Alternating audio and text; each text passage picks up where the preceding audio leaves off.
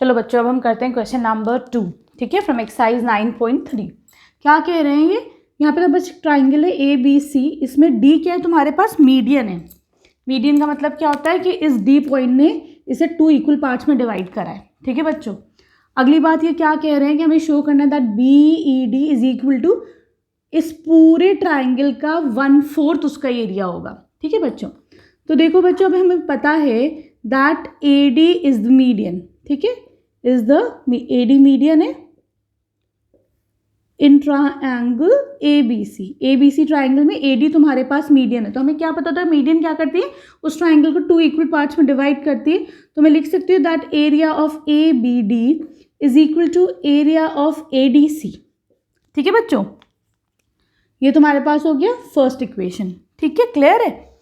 या फिर मैं इसको ये भी बोल सकती हूँ that area of A B D is equal to half of area of A B C, ठीक है भाई। इसने 2 इक्वल पार्ट्स में डिवाइड कर दिया, तो ये जो ए बी डी का जो एरिया होगा वो आधा होता है इस पूरे के एरिया के। मैं इसको सेकेंड इक्वेशन मान लेती हूँ, ठीक है, क्लियर है बच्चों। अब तुम देखो in triangle A B D, अब हम इस वाले ट्राइंगल में आ जाते हैं। यहाँ पर हमें पता है ई मिड पॉइंट है, इसका मतलब बी क्या हो गया, मीडियन हो गया ऑब्वियसली, है कि नहीं। B E is the median. अब ये बी क्या करेगा, इसको फिर 2 इक्वल पार्ट्स में डिवाइड कर देगा।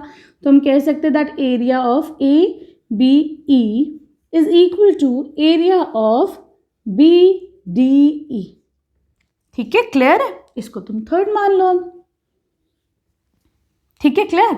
अब तुम लोग ये देखो बच्चों कि यहाँ पर क्या करा है इसने, इसको मैं फिर कह सकती हूँ यहाँ पे that this is equal to half of area of A B D. A B D का आधा हो गया ये, है कि नहीं,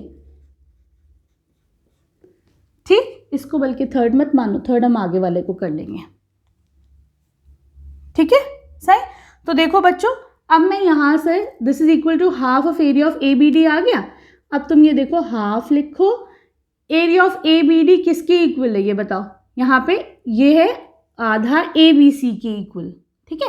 तो मैं इसको ये लिख सकती हूँ half of area of A B C, लिख सकती हूँ कि नहीं, यहाँ पर है ना, मैंने क्या करा, ए बी डी की जगह half of area of A B C लिख दिया, ठीक है। तो ये क्या हो जाएगा, 2 2 ज़ा 4, 1/4 ऊपर का मैं रब कर दूँ ताकि इजीली तुम लोग को समझ में आ, area of A B C, ठीक है, क्लियर है बच्चों।